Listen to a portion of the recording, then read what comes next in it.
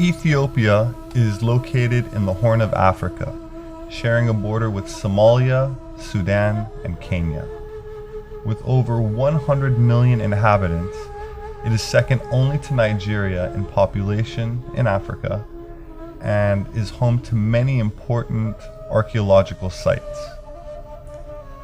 Ethiopia is primarily studied by anthropologists who are searching for early hominid remains, but as the only African country to defeat a European colonial power and retain its sovereignty, it has also managed to retain a considerable amount of its ancient history, which for the most part has unfortunately been altered or erased altogether in nations which had succumbed to colonialism.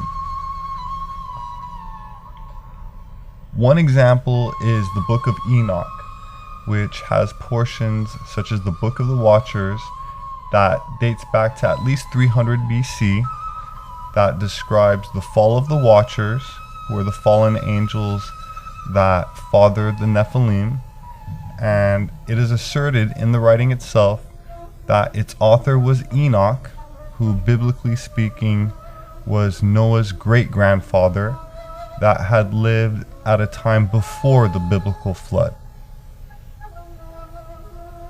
These stories were banned as heretical from most Bibles, but remained in the Ethiopian Orthodox Church.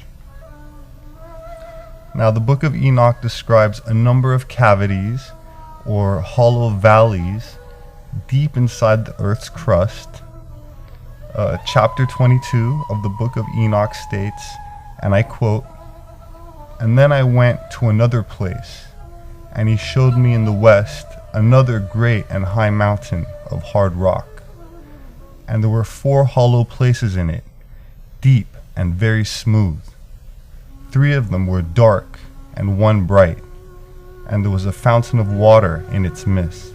And I said, how smooth are these hollow places, and deep and dark."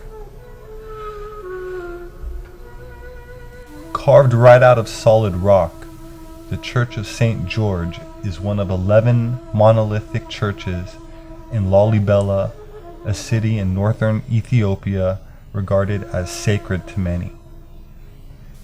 They were built right into the stone, which was chiseled out, forming doors, windows, columns, floors, roofs, and even includes an extensive system of drainage ditches, trenches, and ceremonial passages, some with openings to hermit caves and catacombs.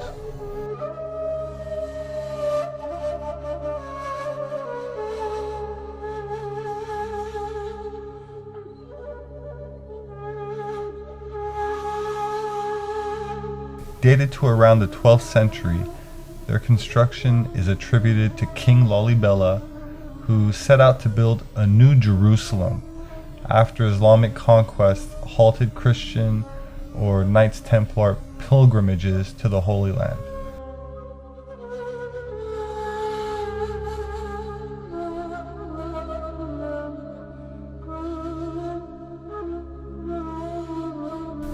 Some legends say that angels helped in their construction. It's very interesting to take note of the swastika-shaped windows carved right from the rock, as well as some of the other symbols that are present on the inside of these stone churches, which are rarely shown on documentaries or even discussed at a university level in classrooms. My name is Robert Sepehr. I'm an author and anthropologist, and I'd like to invite you to explore some mysteries with me which have eluded any serious consideration in mainstream academia. Species with Amnesia, Our Forgotten History, and Gods with Amnesia, Subterranean World of Inner Earth. Thank you for listening and for all the support and positive feedback.